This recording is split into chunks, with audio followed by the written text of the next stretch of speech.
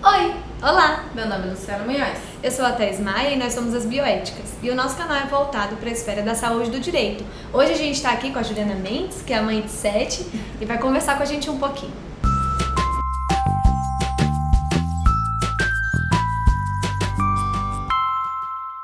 O planejamento familiar é um direito constitucionalizado no artigo 226 e ele é baseado principalmente na dignidade humana. Isso significa que o casal pode decidir quantos filhos eles querem conceber ou se eles não querem conceber nenhum filho. E claro que a reprodução assistida hoje em dia ela é uma ferramenta muito importante para auxiliar os casais que desejam esperar um pouco mais ou se eles têm algum problema para conceber filhos. E eu queria saber um pouquinho de você, como que você se tornou mãe de 7? Conta pra gente um pouquinho da sua história. Mãe de sete filhos. Então, eu sempre planejei ter filhos, a maternidade é uma coisa que me norteou, mas eu engravidei até sem planejamento nenhum do primeiro filho aos 18 anos, na verdade eu tinha 17, ele nasceu, eu tinha 18, que é o Pedro, que está com 23 anos hoje. Depois eu casei, tive Luiz Felipe, o segundo filho, que hoje está com 14, e eu resolvi ter o terceiro filho na tentativa de, vai que vem a menina, né? E aí veio o João Eduardo, que hoje está com 11 anos. Só que aconteceu, eu conheci um médico, soube da história de um médico que fazia escolha de sexo. Naquela época eu não sabia se podia, se não podia. O que ele dizia era, não, as outras clínicas não têm a tecnologia para fazer e consideram antiético. Mas nunca entramos na questão do poder ou não poder. E eu fui, conheci o tratamento e me vi grávida de 3 meninas. Então eu tive uma gravidez trigemelar. Elas nasceram com 28 semanas, foi uma coisa bem complicada, tive um processo com ele,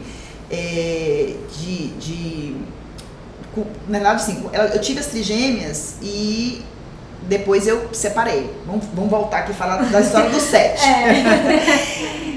E aí as meninas nasceram com 28 semanas, então eu passei de 3 para 6. Nossa. Só que eu me separei e casei novamente. Casando novamente, eu quis ter mais uma filha, e aí por reprodução também, por tratamento, porque eu tava ligada, depois nunca imaginei, né? Com 6 filhos que eu fosse ter mais filho. Eu liguei. Claro. E aí veio a Bia, que tá hoje com 2 anos e meio. Então foi assim que eu me tornei mãe de 7 filhos, né? E com as redes sociais também, porque com essa minha experiência toda que eu passei, com essa quantidade de filhos, acabei que eu me senti tanto com vontade de compartilhar a minha experiência, quanto a vontade de aprender com elas. Né? E aí a gente troca, e acontece isso, só troca hoje no Instagram, nas redes sociais de maneira geral. As redes da Juliana são super interessantes, super legais, nós somos inclusive seguidoras, né? E daí surgiu o convite para ela participar do nosso canal. Mas em relação à reprodução assistida, que é um tema muito relacionado à bioética, ao biodireito, como que foi que esse processo todo aconteceu em relação ao médico, em relação às trigêmeas? Você comentou sobre a escolha do sexo, como que foi isso? Eu tinha essa vontade de ter menina, e quando o João Eduardo, eu me vi grávida do terceiro filho, meu médico na época comentou assim, Juliana, é uma menina. Com 13 semanas, muito cedo a gestação ainda. E na próxima consulta que ele me falou assim, nossa, mas é um menino, e eu já tinha até comprado vestido, gente. Então, seu terceiro filho, veio a frustração, veio o choro, eu digo assim, me permiti sofrer pela frustração que foi criada na expectativa, né? O que acontece? Naquela mesma semana, um amigo meu falou assim, Juliana, tem um médico em São Paulo que faz isso. E naquele dia eu falei, não vou chorar, eu tô com meu menino, mas eu vou ter a minha menina.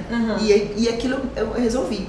Quando o João Eduardo tinha 1 ano e meio, mais ou menos, eu fui a ele, ele morava em Salvador na época, ele trabalhava em São Paulo, para conhecer. Eu não queria começar o tratamento, eu fui lá para entender como é que funcionava, quais eram as questões, como é que funcionava essa escolha de sexo.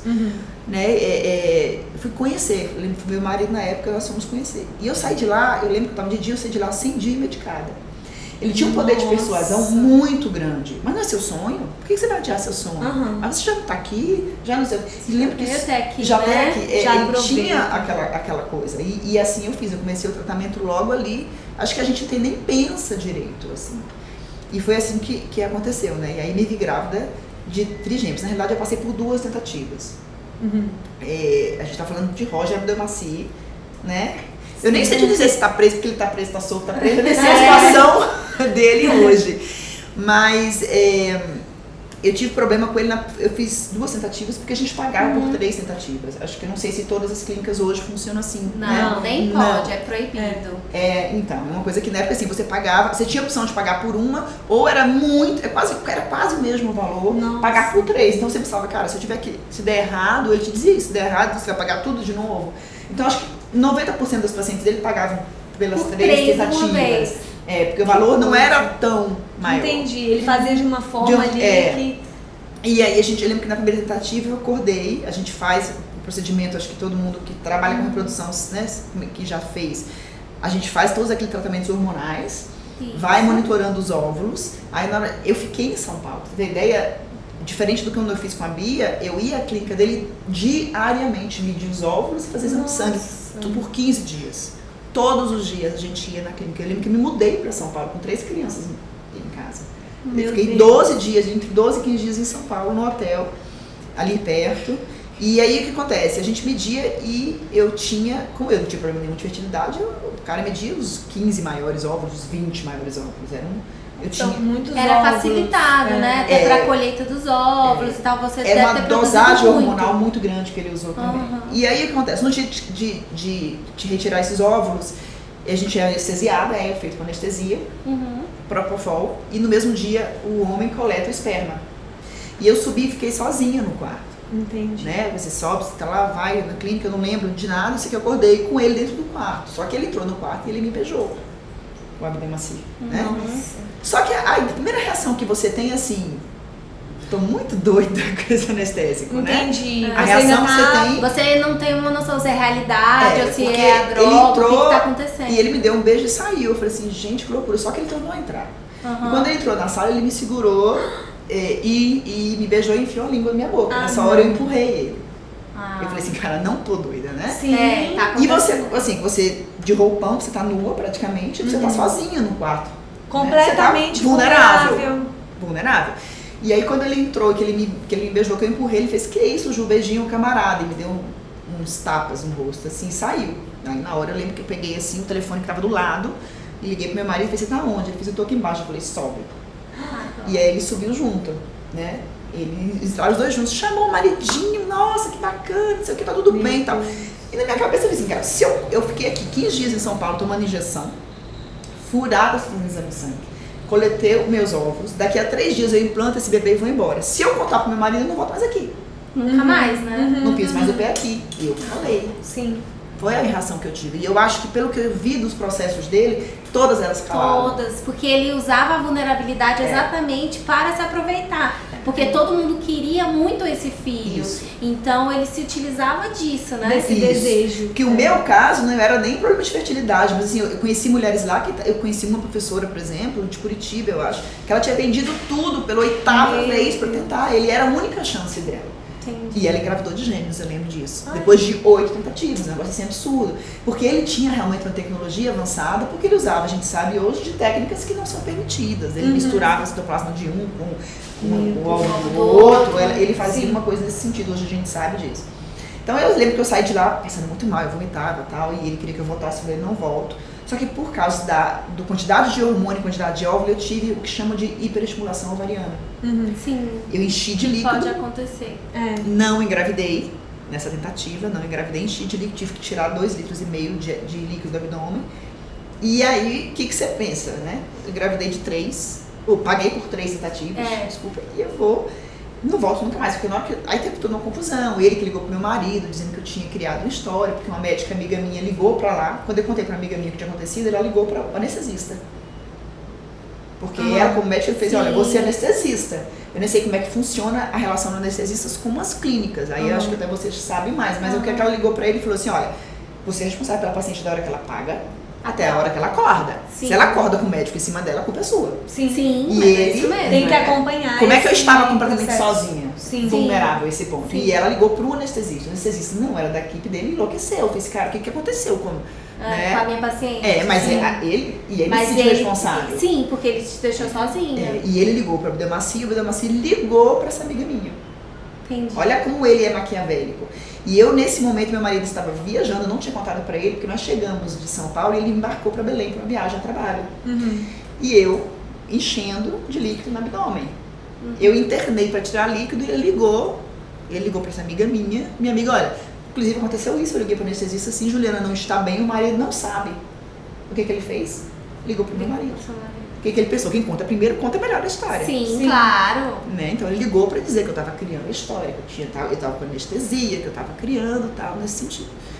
Não engravidei. O que eu imaginei? Que eu perdi minha chance de ter minha menina, porque eu não volto nesse lugar. Sim, né? sim. Só que na época, meu marido falou assim, olha, você volta com outra equipe, porque a gente pagou por 3 tentativas. Nosso sonho é ter a menina. Vai voltar. E voltamos com outra equipe. E, gente, eu te garanto, foi outro procedimento. Nossa. Hoje eu sei que ele não colocou nada em mim. Eu não engravidei porque ele não usou. Porque você fez com uma outra equipe, na clínica. Dentro da clínica, ele estava viajando e foi outro procedimento. Sim, e também a questão assim do investimento, não só financeiro, mas pessoal também. Sim, que você recebeu todos esses hormônios, passou por todo o procedimento e explica também por que muitas mulheres demoraram e muitas se calaram, porque a gente sabe de algumas mulheres, né, que foram muitas, mas quantas não contaram essa história, né? Você tem situações de crianças com 3 DNAs, você tem situações de mulheres que acordaram com fissura anal, fissura vaginal. Que tristeza. Né? O que acontece é que eu tive com o promotor do caso, que ele me disse foi, olha, você acordou da anestesia. A sua Muitas sorte não foi acordaram. que você acordou.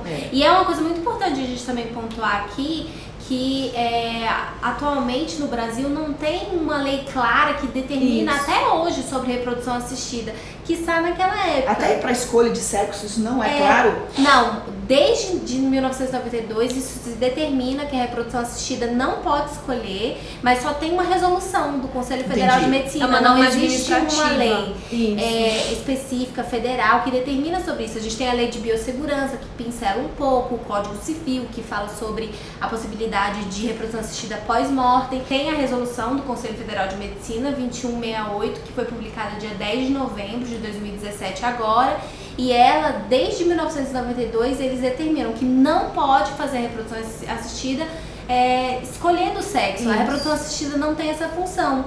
Isso porque a gente tem que permitir que seja como se fosse uma reprodução natural. Porque a escolha de sexo, assim como as escolhas das características biológicas, elas não devem ser determinadas porque, inclusive, é condicionada à evolução da espécie. Então, a Abdelmaci, ele prometia algo que era antiético, porque a gente tem uma resolução administrativa, e inclusive até a gente pode determinar que era ilegal. Só que ele fazia e ele convencia todas as mulheres. Ele vendia embriões. Isso, ele vendia embriões também. Eu lembro que eu estava na consulta com ele, ligou uma paciente, ele fez essa aqui tem 55 anos, quer engravidar, não tem óvulo, faz o quê? E ele resolvia, ele dava o jeito dele, né? Porque eu sei que embriões, ele armazenava esses embriões todos lá e ele vendia esses embriões. Em relação aos embriões, a gente tem hoje a possibilidade de adoção de embrião. Ou seja, o Brasil é um país que percebe a saúde, a gente já comentou com vocês, a saúde como um direito. Então, a saúde não pode ser mercantilizada. Então, você pode adotar embriões e proceder a uma reprodução, uma técnica, né, de reprodução assistida para ter essa gravidez.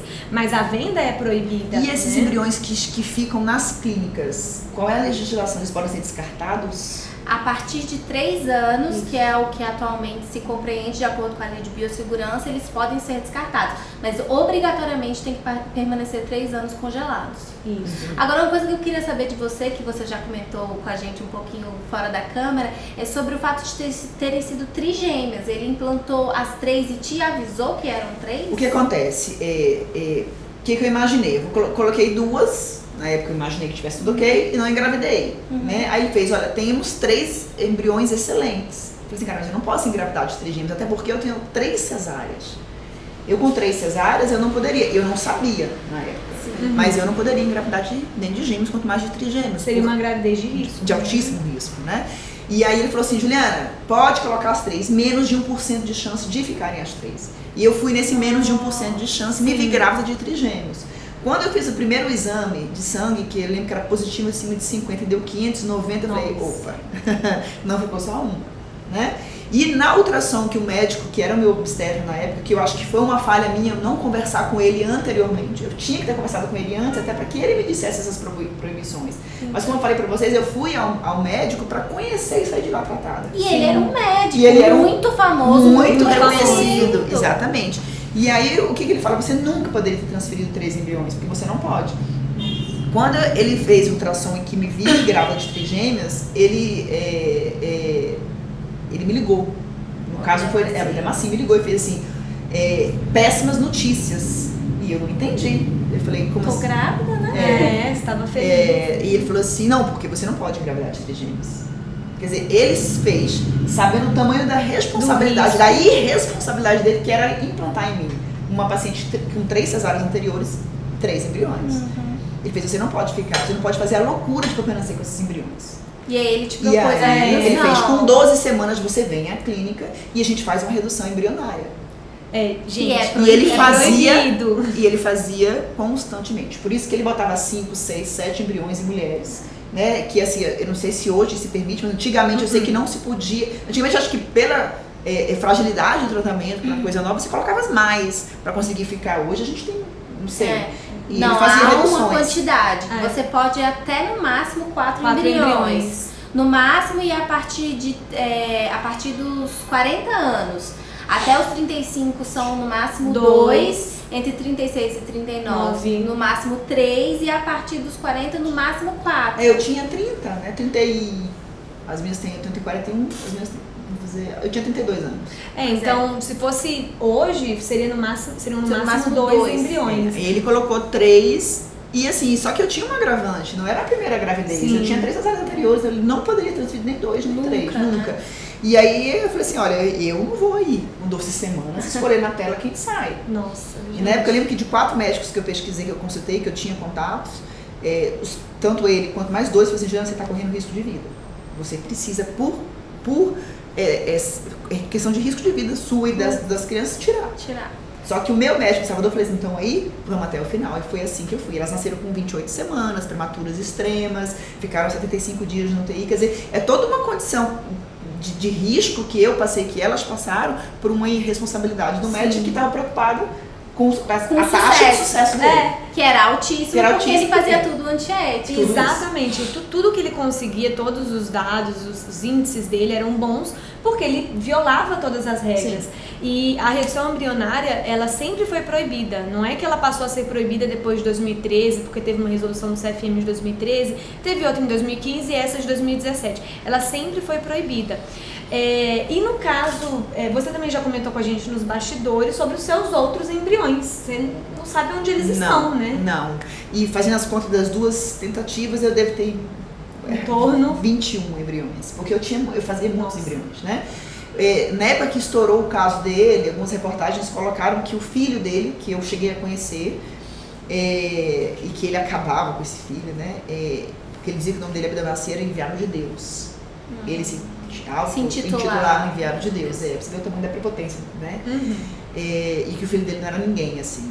E o filho dele é quem está assumindo a clínica hoje. E esses embriões estão lá, estariam lá guardados, né? Todos, teoricamente. Algumas mães foram atrás. Eu, sinceramente, não tenho cabeça para pensar nisso.